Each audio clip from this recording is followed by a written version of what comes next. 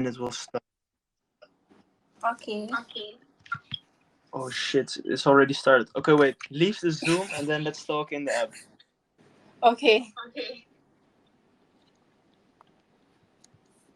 Okay, so it's already recording.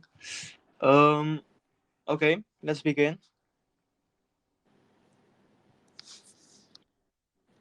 Is everything working?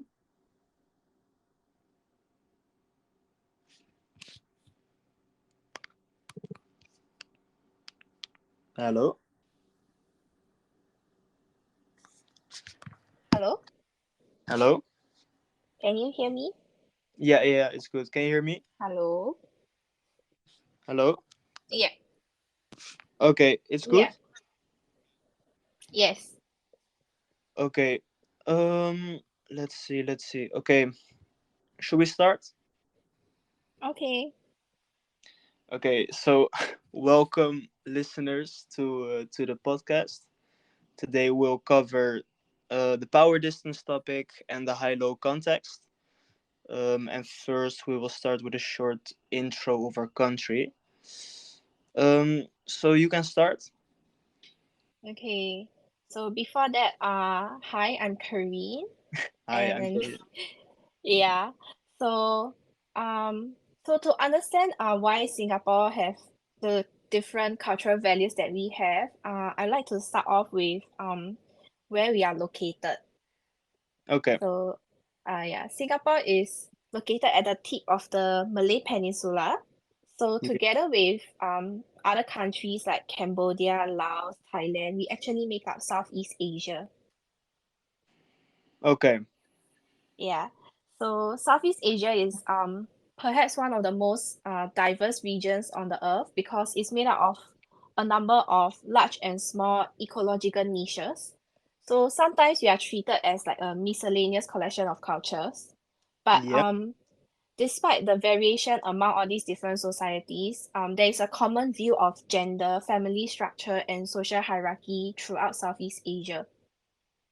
Okay. Yeah. So how about the Um. Netherlands? Well, in Holland, well, it's located in Europe.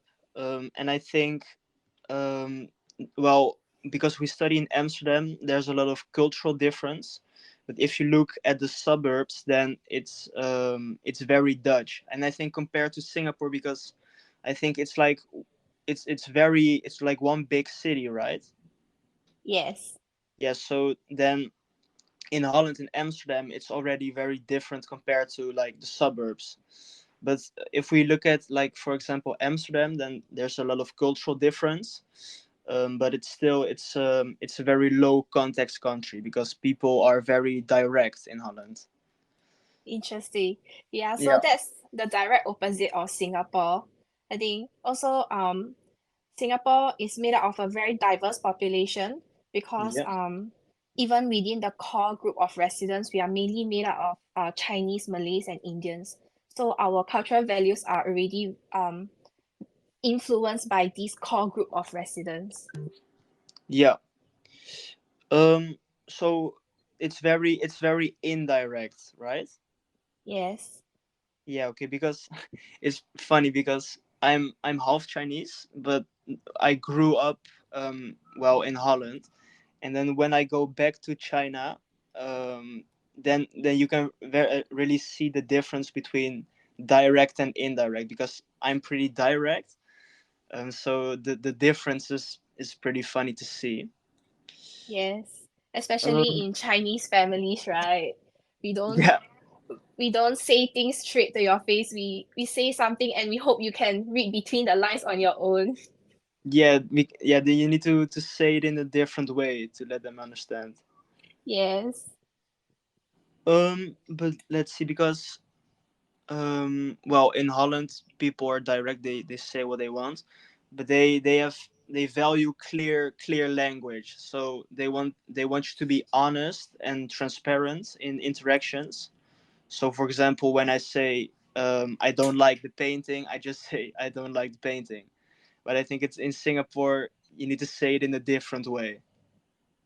Yes, we like to use a lot of indirect speeches. And yeah, we hope that um you can read our cues without even us saying directly what we want. Yeah, and also with body language or Yeah. Um, so we it's a lot of euphemism and just non-verbal cues. So you have to really read facial expressions and how we stand, to guess what we are actually thinking. yeah, okay, to guess it. Yeah. Um, and like the power distance, how is it in there? Um, I guess it would be a pretty high power distance in general. Okay. So I think it's especially prominent. I think it's all across the board, even in education, in workplace, in society, even at home. Uh, we place a lot of emphasis on respect for the authority and the hierarchy. Yeah, yeah. I think here it's of course respect for the law and equal rights because that's a Yes. big thing here now. But for example, on school or other things, I think it's a low power distance here compared to Singapore. Yes. So you guys do a lot of how's the education like? So when you're studying, it's more of a interactive two-way with like your professors, right? Yeah, yeah. It's small classrooms, and then we have well interaction with our teachers, and it's of course we have respect for them, but it's we like it when the teachers are more equal with us because then we can just say what we want and then we learn quicker. That's interesting because it's the direct opposite in Singapore. Even though we have group works and stuff like that, it's usually more of a lecture style. So we will go to class and then we will listen to lectures by the professors, and that's how we study. Okay, Yeah. but yeah, of course, yeah, you have respect for the professors, of course, but like when you for example, when the professor says something and you're not agreeing on that, um Oh, can you say that or uh, yeah, they do encourage you to sort of challenge, but okay. I think in general, students still prefer. So even when we have questions, we don't really raise it directly with the professors. Like in front of the class, we do it after the class. So when everyone is leaving, that's when we start asking questions. Funny enough. Oh, okay. Yeah. Yeah, yeah, like well sometimes we just do it during class, but mostly we also do it after class when you have questions or when you don't think you agree on the topic. For example, with we now have this class. Do you also have the same class, the cross cultural? Yes. Yeah. So for example, in that sometimes we don't agree with things, and then in the lesson someone brings it up, and then we just have a discussion on why and what we think. That's interesting. I just feel like in Singapore generally, you don't really get much of a discussion in class. It's No. usually, yeah, we just go for class and then we go through the entire curriculum and that's it. Okay. Um. Well, yeah. You said Singapore was located in Southeast Asia, so like Yes, you have in Singapore itself, it's mostly Chinese, Malaysian, and Indian. But do you have also yes, other groups or? of course. Because of the location itself and I guess the social system, like how safe we are, because we are super low crime. Yeah, Uh, so we have people coming in from all over the world. yeah. It's a very yeah. It's Singapore. I want to go there once. I've also read somewhere that the law is very strict. For example, if you have chewing gum on the street, then you can get a fine for that. Yes, that's why we have this nickname called a fine city, and it's not because I think yeah because we are very nice, but also we give out a lot of fines to all the different uh I wouldn't say crimes, but just some like littering. Yeah, That's why we are called a fine city. fine city. Yeah, But Yeah. is it common to get a fine for, like, because have you lived there all your life? Yes. So you were Live. born in. Yeah. Born and raised in Singapore.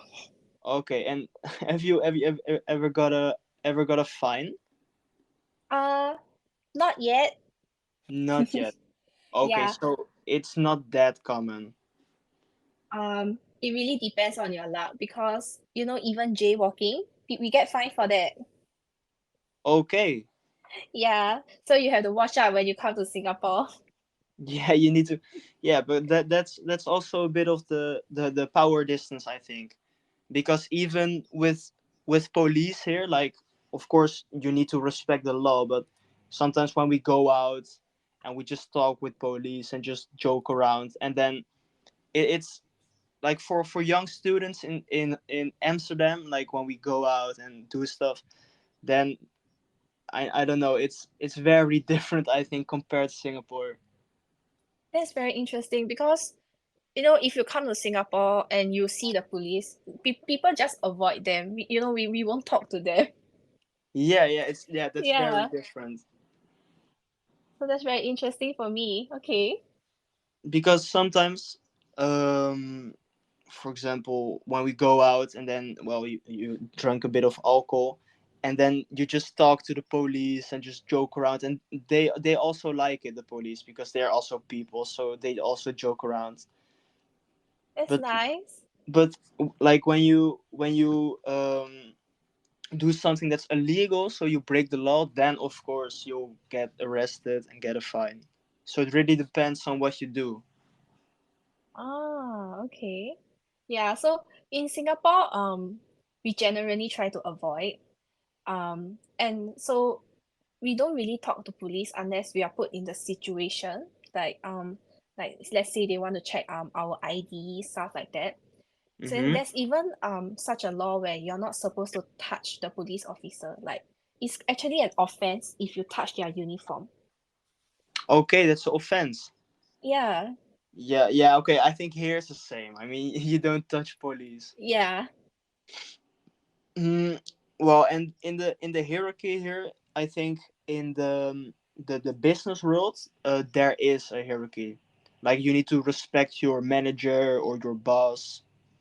So in professional life, we have a hierarchy, but like with our friends or family, I think it's very equal.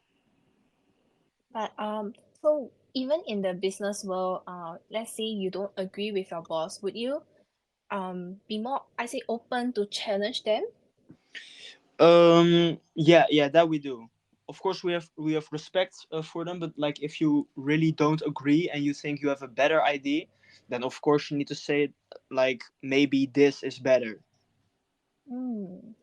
So Okay. like, but in Singapore, how can you climb up the hierarchy? Because I mean, if you don't say to your boss that you have a better idea or something better, then how can you climb up in the business world? I think in terms of the business world, Singapore is more, I guess you can say, liberal. So it's Okay. not as strict as in day-to-day life. Um, there's a lot that is more equal, I guess, and we do give like feedbacks, back to our bosses. So especially because Singapore has like a lot of MNCs, so I guess the level of power distance is a bit lower as Wait, compared to like what are day-to-day life. MNCs? Multinational corporations. Oh, multinationals. Okay. Yeah, Yeah. Yeah, I think in multinationals the environment is also more international. yeah, it's more tolerating, I say. When you actually try to challenge your boss and when you have a good idea to share. Yeah, and I think the in the multinationals you have also many people working from abroad. Yes, that's right. So then it's more different. Okay, we are on 40 minutes already. Okay, I Um think should we stop? yeah, yeah, we need to stop, I think, because they also need to talk. Okay, I think maybe Emily can like clip off some of the parts if it's too much. Yeah. Okay, so let's end. Okay. Well, thank you for listening to the podcast.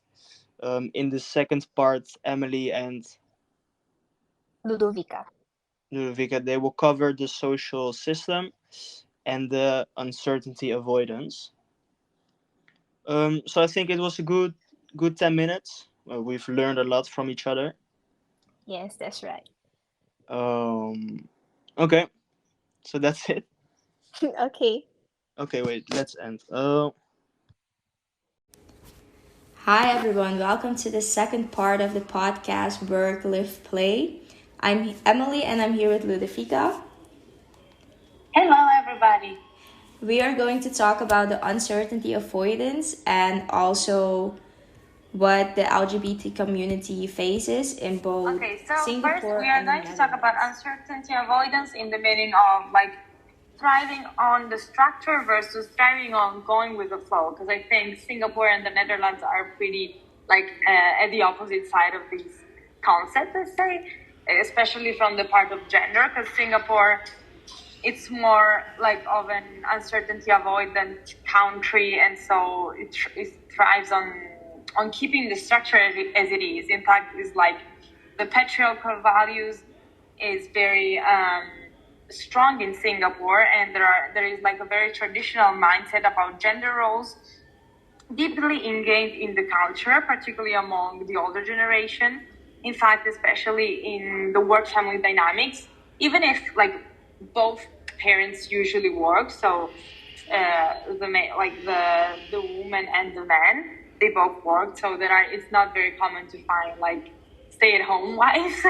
Still, the women are required to do the house chores after work, and instead the only role of the man is just only like working, and so like earning money.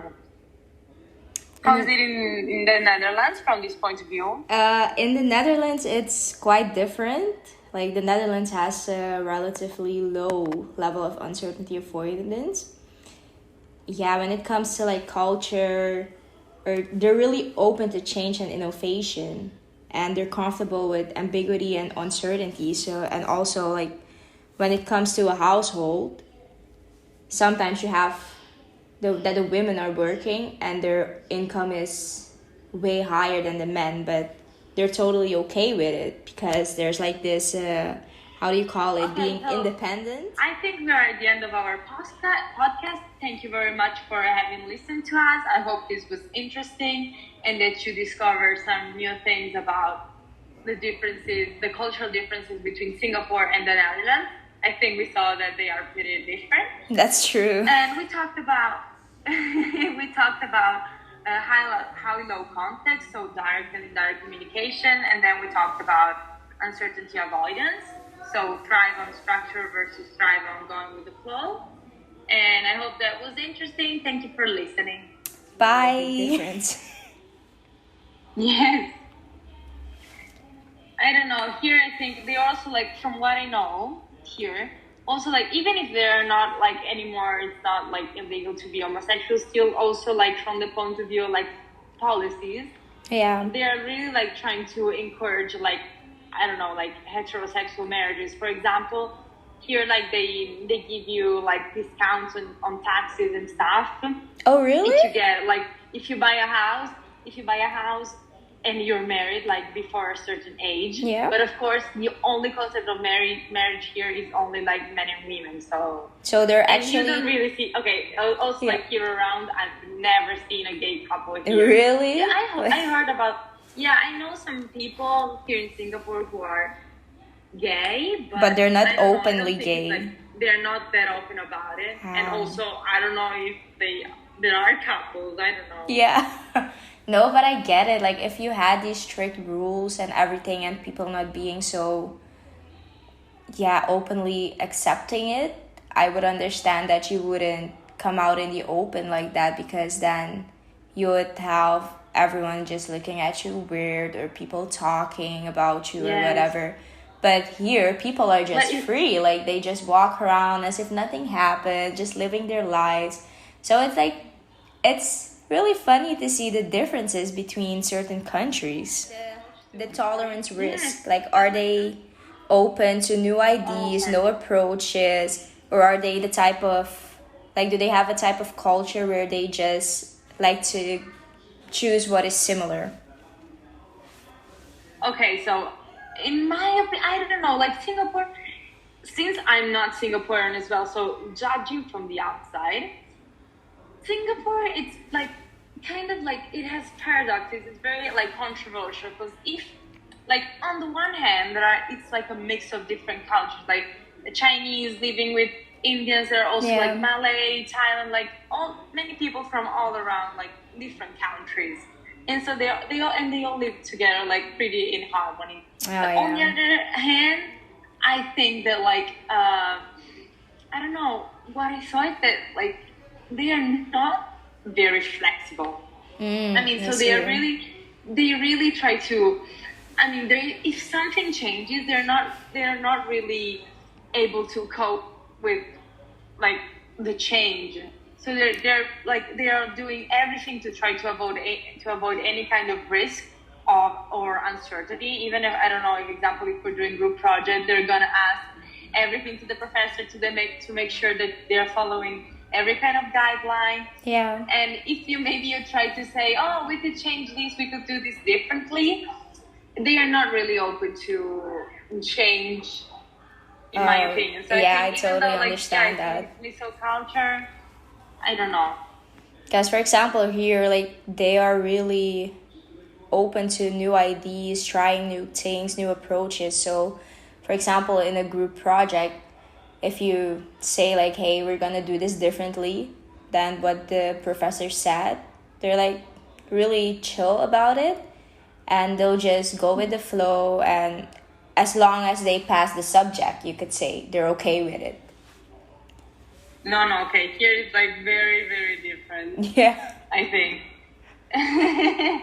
That's what we notice, at least. Like us exchange students. Yeah. I don't know. They're pretty. I don't know. You can see how they are really. I don't know. I will say in my opinion, they are not that flexible. Okay, I see. They prefer, to stay maybe in the comfort zone. And to stick to the rules, basically. Exactly. Stick to the rules. Yeah, exactly. That's the thing. And what about the LGBT community? If we take a look at that, adoption was legalized in 2001. So they really don't care if both the man and the woman are working, and it doesn't matter whose salary is higher. They're just like the same. Yes, I think in Singapore instead, even if like on the surface, the thing is that also in the workplace, I think they are trying to implement like some laws and policies that like help women to, I don't know, that encourage them in the workplace of being like entrepreneurs or trying to be more equal at the workplace. Even when we talk about wages, it's still pretty difficult. I mean, they are doing like, for example, in 1961, they enacted this law that is called the Women's Charter. That is a piece of legislation and its purpose is to protect rights and interests of women and promote gender equality in Singaporean society. For example, in the areas of marriage, divorce, custody of children, and property rights. But I think if you talk with reading some interviews of Singaporean women, you can still see how there are some kind of questions that women get that men don't. For example, like, are you planning to having kids soon? Or son, when are you going on your maternity leave? So like it's still, I don't know, even if they're trying to implement policies or like, I don't know, I can see also here in university like giving scholarship to, I don't know, like a share of scholarship more to girls, trying to encourage girls in like the STEM fields. It's still, maybe there are some biases about like girls, women, and how, like, I don't know, their role in society and at the workplace. I think that also has to do with the culture. For example, I'm from Suriname, and there it's also so that the man provides. like it's okay if the woman works and if she provides, but the man is still the head of the household. It doesn't change. And women are also more like, yeah, I'm depending on the man, like I'm not going to do my own thing. So I think it also depends on your culture and the environment you grew up in, because if there is one culture shock I really had is when I moved here. Like here women can do the same job as a man, and even if it's like whatever a man really can heavy do, a woman can also do. That's very beautiful. I don't think that here in Singapore it's the same. Honestly. I mean, you can see, I don't know, I think there are pretty like set roles. Like even if you're trying to encourage women to do like different kind of jobs, I think there are still like pretty, I don't know, there are pretty like set roles in society. So that it's really hard to change. Also, as you said, like as it's like really ingrained in the culture, it's very difficult to move from it. But also like here in Singapore, it's like a mix of different cultures. Like there are two main ethnicity, which are Chinese, like nationalities that are Chinese and Indians. And in both cultures, I think they are pretty like traditional, like a lot conservative. So it's difficult to move. Yeah, I think that definitely also plays a role in it. For example, here you do have like different ethnicities because you have a lot of exchange students. But I feel like the thing about the Netherlands is it forces you to adapt. Because I've been doing things here that I never thought I would do, like doing heavy jobs or whatever. But it forces you to adapt, to just go with the flow. LGBT community, like acceptance, it's really like, I mean, they're starting to change now, I think. Because I remember like when I was in Italy, they just legalized same-sex sexual activity only in 2022, so just like really last year. It was recently. So prior to that, very recently. Like prior to that, it was like illegal to actually just like to be gay. Yeah. And they had like they could get fined or either imprisonment. Oh wow. Now they are trying to, I don't know. They took like, of course they took out, they abolished this law. Yeah. And they also amended the constitution. But, no, okay, sorry. The thing is that, so they abolished this law, but still, they amended the constitution to protect the definition of marriage as one between a man and a woman.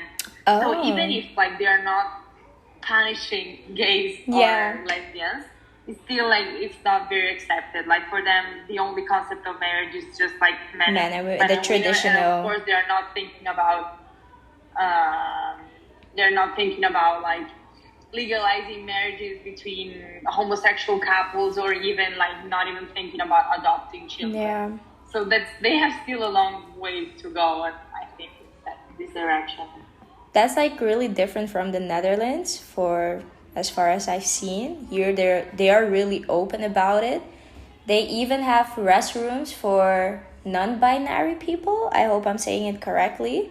Wow. Yeah, they even have that, and it was a shock to me because in Suriname they would never have that. If you're a man, you look like a man, even if you feel like a woman, you're supposed to go to the man's restroom. You don't have a choice.